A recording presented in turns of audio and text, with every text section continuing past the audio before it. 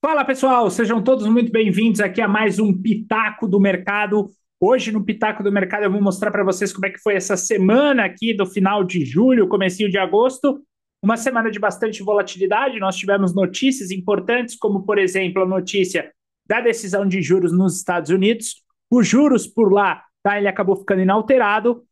A mensagem que o Jeremy Powell passou para o mercado foi uma mensagem mais hawkish, dizendo que não tem ainda as previsões para setembro e que cada reunião é decidida por cada reunião, ou seja, ele só vai ver se há possibilidade de cortar juros a partir de setembro.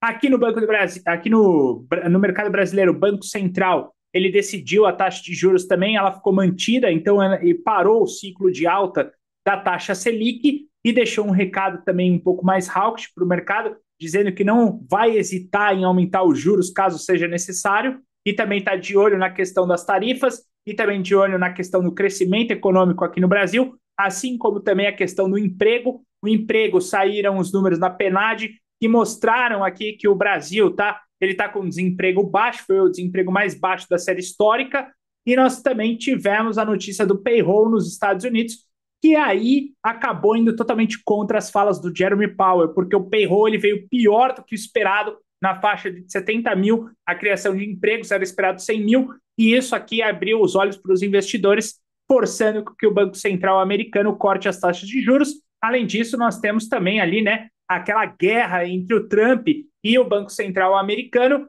que está mostrando ali, olha, você vai ter que cortar a taxa de juros logo. O mercado, nesse momento, precifica que os Estados Unidos vai ter 3 cortes de taxa de juros, setembro, outubro e dezembro, ainda nesse ano de 2025.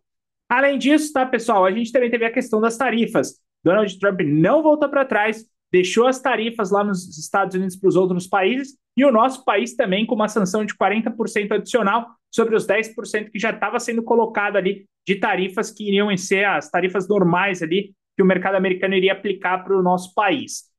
Alguns produtos ficaram de fora dessa lista, mas ainda assim tem 30% aí das exportações aqui no Brasil que vão sofrer com esse impacto aí adicional, com uma tarifa que chega a 50%. Donald Trump, nesse momento, ele abre o diálogo dizendo que está disposto a conversar com o presidente do Brasil, aqui o Luiz Inácio Lula da Silva, para a questão aí das tarifas e essa questão aí de guerra, né, comercial entre o Brasil e os Estados Unidos. Então vamos ver como é que impactou o mercado durante essa semana?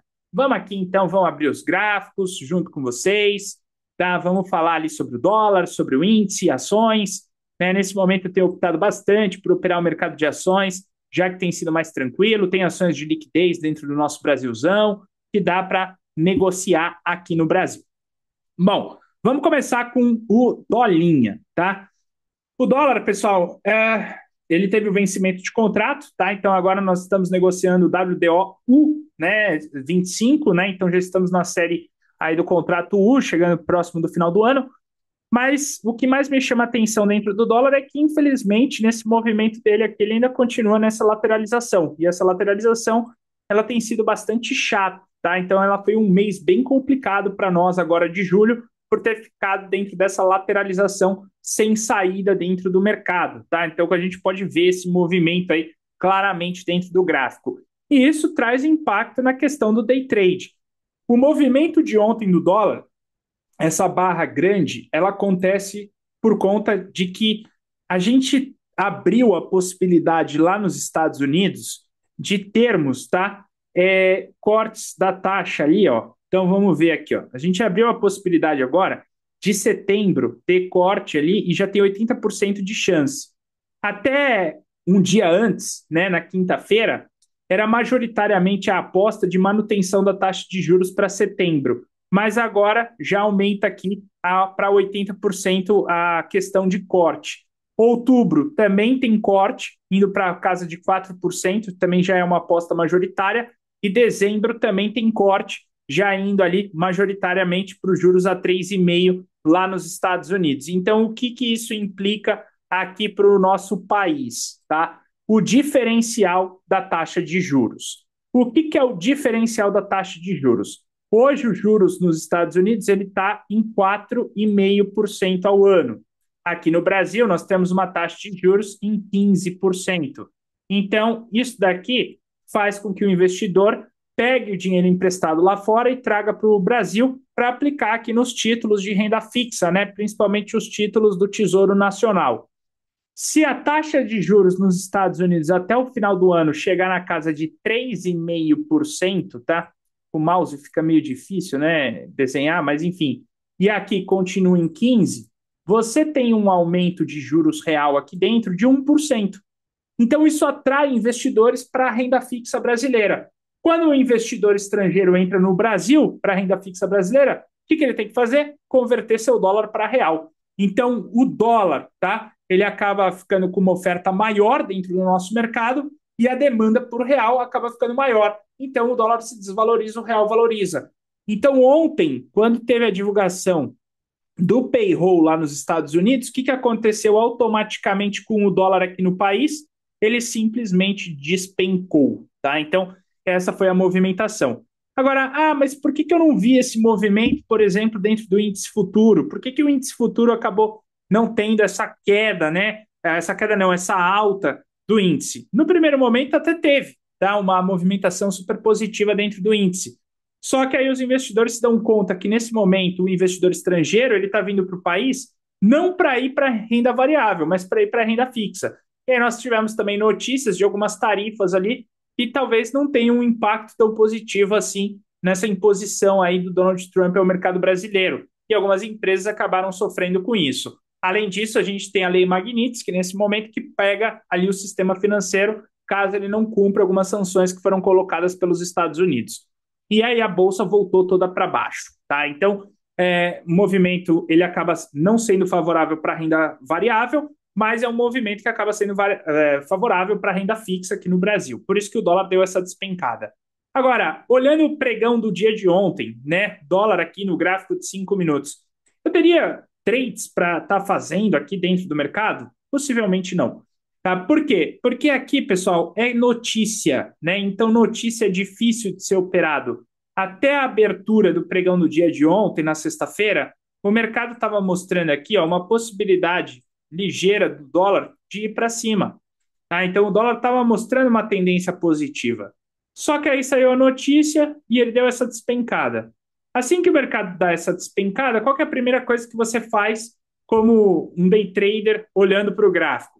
Não vou sair vendendo aqui porque pode ser o fundo, vou esperar um pullback, afinal é uma barra elefante.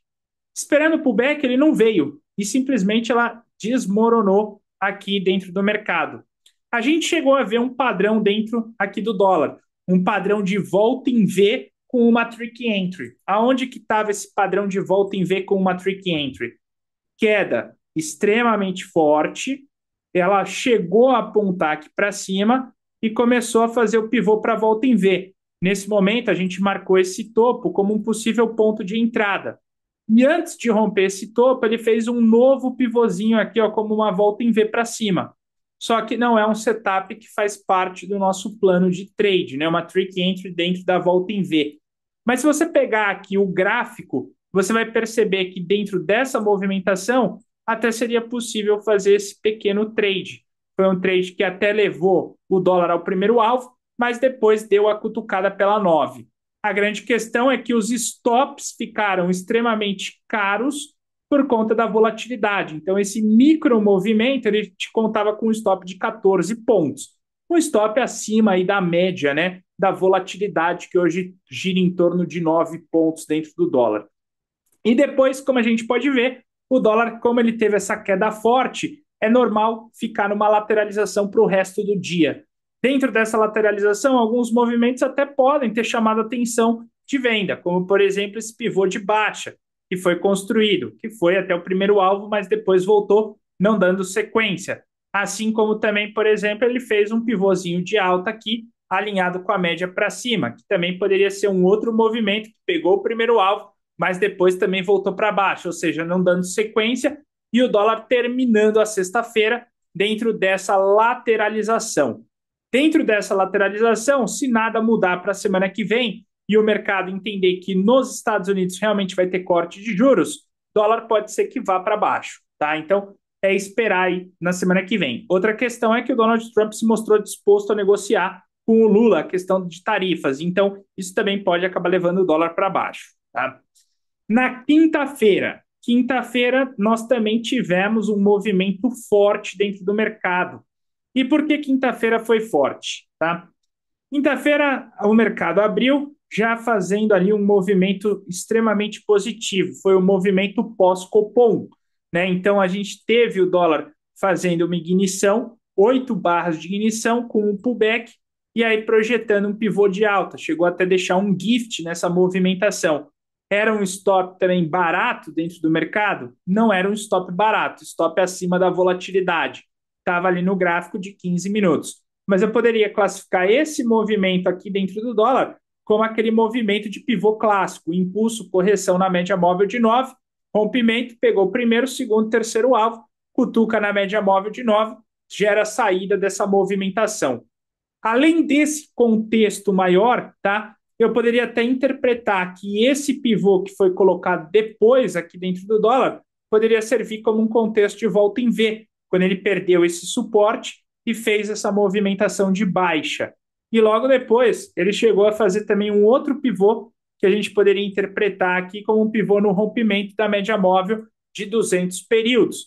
Esse não deu continuidade, acabou aí dando um stop, até pelo pivô de reversão dentro do mercado. E seguindo ali, né, os pivôs clássicos que a gente tem para trabalhar. Assim como esse, o dólar chegou a fazer também um outro pivôzinho aqui de pré-rompimento da 200, alinhado com a 9, 20 para cima, que aí deu aí contexto até o seu quarto alvo de FIBO e mais além, né, antes de cutucar a média móvel.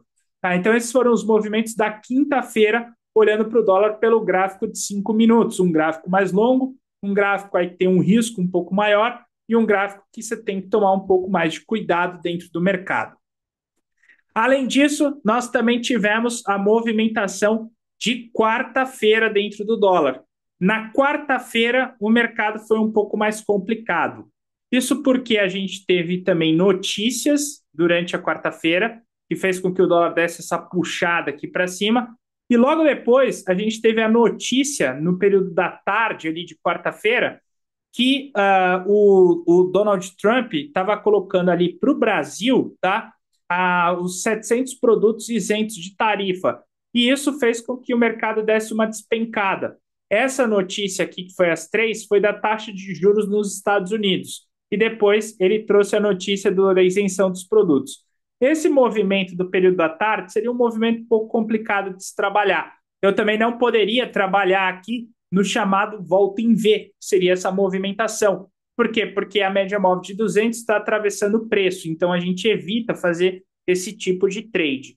Mas pela parte da manhã, né, quando o mercado abriu ali na quarta-feira, ele fez um movimento de impulso, uma movimentação de correção, só que a gente estava esperando aqui um pullback um pouquinho mais alinhado com a 9.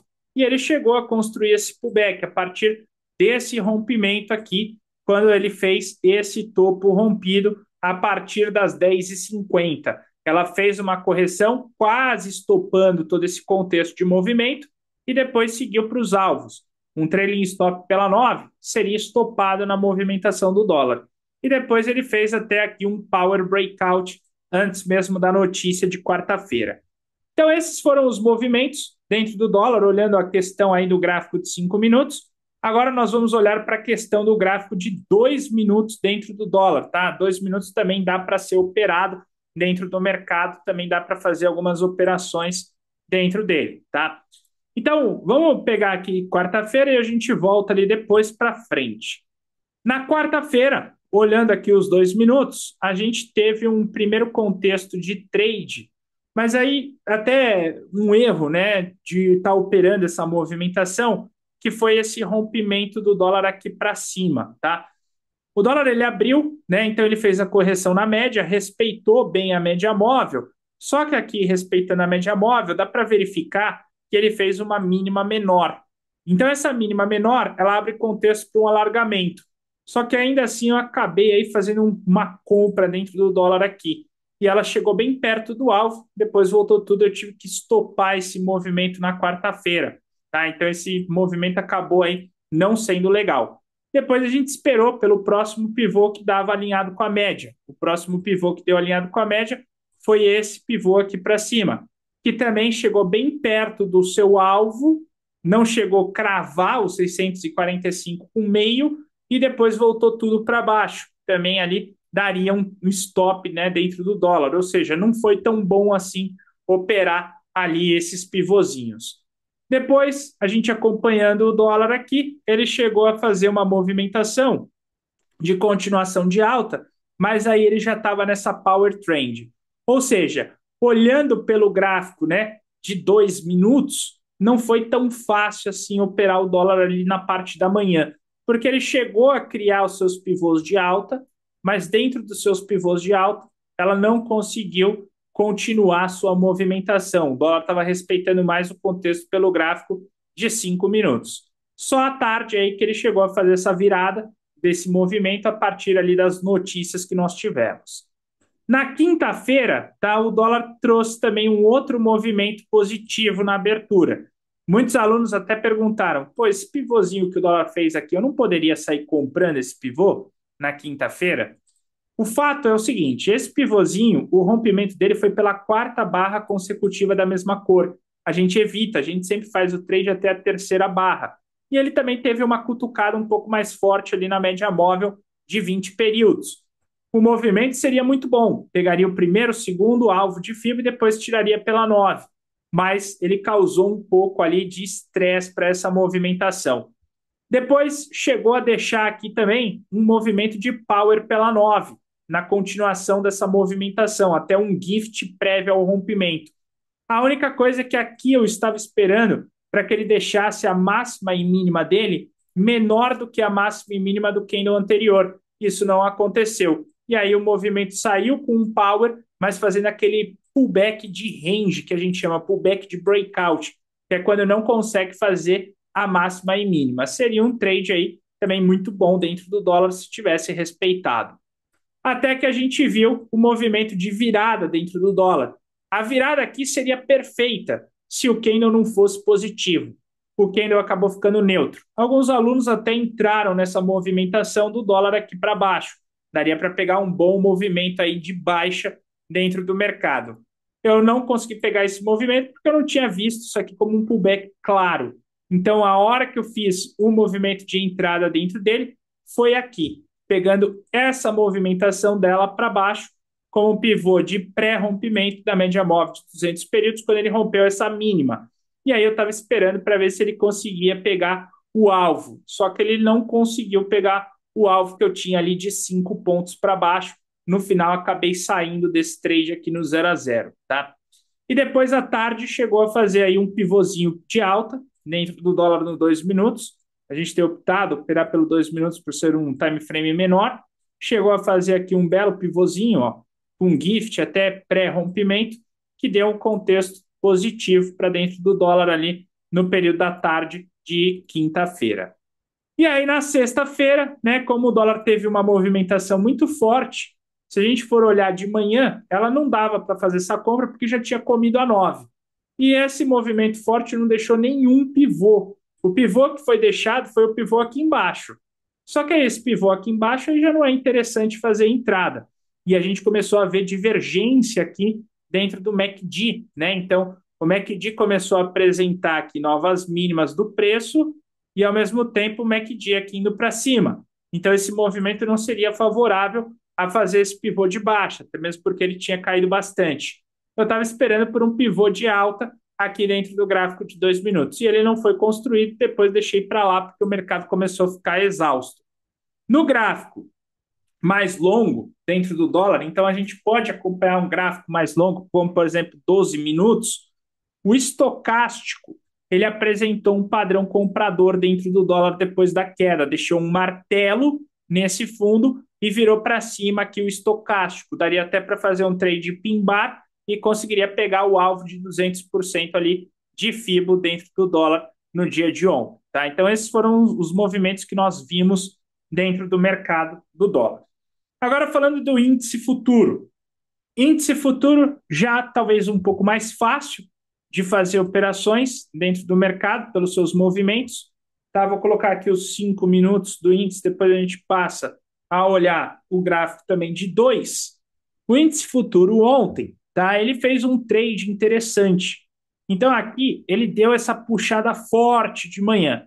Nessa puxada forte de manhã, repara que ele falhou em fazer uma nova máxima aqui para cima. E ele deixou essa mínima. Esse candle, ele comeu dois candles anteriores, sendo um candle forte para baixo, fazendo o que a gente chama de volta em V. Essa volta em V, eu poderia estar fazendo a marcação dessa mínima aqui e colocando um movimento de venda dentro do índice. O único detalhe é o stop. O stop aqui dentro, para quem opera pequeno, ele é um stop grande. 670 daria aí 700 pontos pelos movimentos de offset dentro do mercado. Depois, chegou a fazer um outro movimento aqui, como pivô de pré-rompimento da média móvel de 200, que foi até o primeiro alvo de FIBO ali pelos 5 minutos.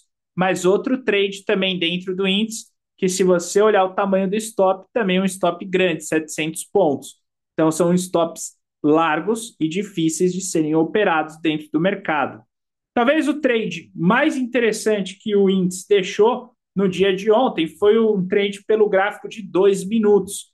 O 2 minutos dentro do índice chegou a deixar um pivôzinho de alta.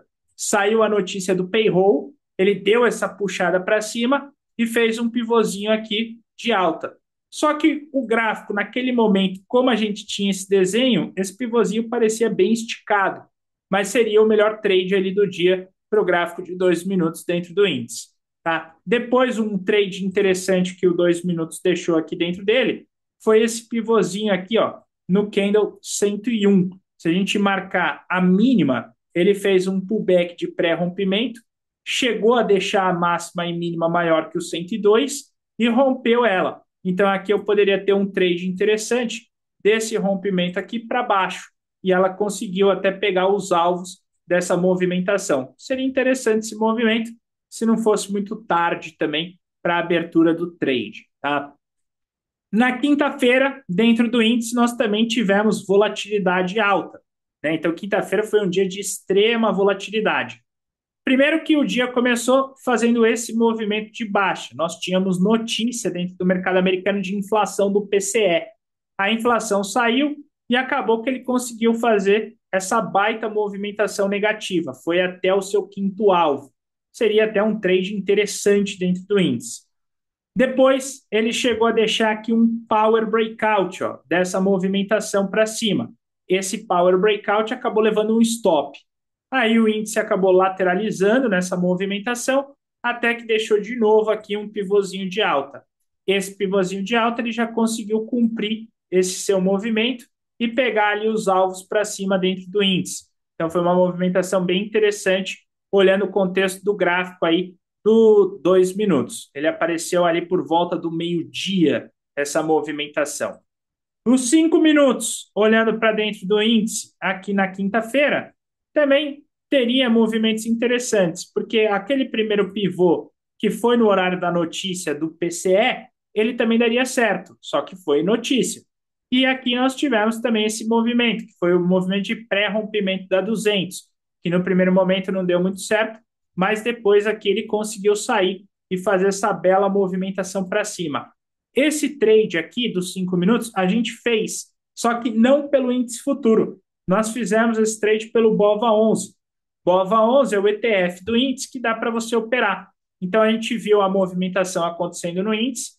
Para não correr o risco do tamanho do índice no BOVA11, eu consigo um risco menor. A gente fez esse trade pelo BOVA11, pegando o primeiro e o segundo alvo. Foi um trade bem interessante que a gente fez dentro do mercado aí do ETF, né? Que aí vai mais para a linha do mercado à vista, né? Não no mercado futuro no Brasil.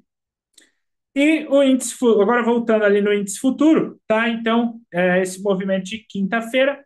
E também nós tivemos o movimento ali de quarta-feira, só que quarta-feira também um pé atrás, tinha decisão de taxa de juros. Esse pivôzinho que ele deixou aqui embaixo já era um pivôzinho mais exaustivo. A gente sabia aqui já dessa exaustão de movimento, então optamos por não operar. E depois ele ficou, né, meio lateralizado até esperar a notícia ali ia sair à tarde, que no final a notícia que mais moveu o preço não foi da questão aí da taxa de juros americana, e sim da questão da taxa das tarifas aqui do Brasil que foram colocadas pelos Estados Unidos. Veja que pelo movimento de 2 minutos aqui dentro do índice, por mais que ele tivesse aberto esse pivô aqui seria estopado. Eu teria que pegar o primeiro pivô, que foi esse pivô deixado aqui por ele, que foi rompido às 9h30 da manhã, um horário que às vezes acaba sendo complicado. E ela chegou a fazer também aqui um padrão de uma volta em V, pelo 2 minutos que a gente viu aqui nessa movimentação de subida. Esse trade a gente fez, só que a gente pegou só o segundo alvo de FIB e depois ela foi muito mais além nessa movimentação. Depois também voltou fazendo um pullback aqui de rompimento, né? Esse pullback já estaria um pouco mais exaustivo, esse daqui já estaria mais certinho, fazendo um movimento de baixa dentro do índice aqui nessa movimentação. Então, esses foram os movimentos dentro do índice e do dólar nessa semana. Nós também tivemos ações que operamos. Então, tivemos a Embraer. Embraer, ela fez bons trades durante essa semana. Ontem mesmo, tá? A gente fez um trade aqui na Embraer, que foi no rompimento dessa mínima, pelo gráfico de 5 minutos. A gente viu isso aqui como um pivô de baixa. Então, a gente fez a entrada no rompimento desse pivô aqui e pegamos o primeiro alvo de FIBO. Foi o trade que a gente marcou ontem dentro da Embraer. Outro trade que a gente fez foi na VEG, no dia de ontem. A VEG, nós vimos esse pivô de baixa da VEG, só que aqui eu acabei estopando ele nesse trailing da 9, né? Nem deveria ter estopado. Se não tivesse estopado, seria um trade que pegaria os alvos ali dentro da VEG, tá? Um trade muito interessante. Voltando ali para a Embraer, nós tivemos um trade na quinta-feira, que foi aqui no Fabuloso 4 da Embraer. Ela tinha saído a notícia, né, das tarifas, então na quinta ela abriu fazendo Fabuloso 4, a gente pegou e fez uma compra ali dentro do Fabuloso 4 da Embraer, nesse rompimento aqui para cima. Deixa eu ver se eu consigo até abrir aqui, que aí ele mostra ali os pontos de entrada, né? Ó. Tá vendo? A gente fez a entrada e a saída aqui da Embraer nesse ponto, tá? Outro trade que a gente fez também ao longo da semana foi no Itaú. Itaú também foi bem interessante, tá? Então a gente fez trade no Itaú aqui, ó. Foi um pivôzinho de alta. A gente viu o pivô alinhado da 20 com a 200. A 20 já estava apontando para cima, colocamos a compra. O alvo foi no segundo de FIBO, então foi um trade bem legal dentro do Itaú. A gente teve também outros trades dentro do Itaú, cadê? Aí já foi mais para a semana anterior, que foi aqui, ó. Um trade também bem bonito dentro do Itaú, ó. Pivôzinho de baixa, entramos, né? Pegamos os alvos aqui dentro do Itaú, depois fizemos a saída parcial, deu para carregar muito bem esse trade, né? O legal das ações é que dá para fazer esses carregamentos. Deixa eu ver aqui quais foram as outras ações que a gente acabou operando dentro do mercado nessa semana. A Embraer, o Itaú passamos, o Banco do Brasil também, a gente operou ao longo dessa semana, não foi nessa queda, né? Porque essa queda foi no final do dia de ontem, depois que ele saiu e reportou ali o resultado dele de maio, que foi bem ruim o Banco do Brasil, tá? Mas a gente teve trade ao longo da semana aqui no Banco do Brasil. Deixa eu pegar aqui o dia, foi aqui, ó. A gente viu esse pivô de baixa. Esse pivô de baixa, ele não deu sequência como a gente gostaria. Ele pegou só o primeiro alvo, eu estava querendo pegar o segundo, então eu tirei ela pelo trailing stop da média móvel de 9. Outro trade também que a gente viu foi na Vale. A Vale também deu trade para nós ao longo dessa última semana, que foi aqui, ó.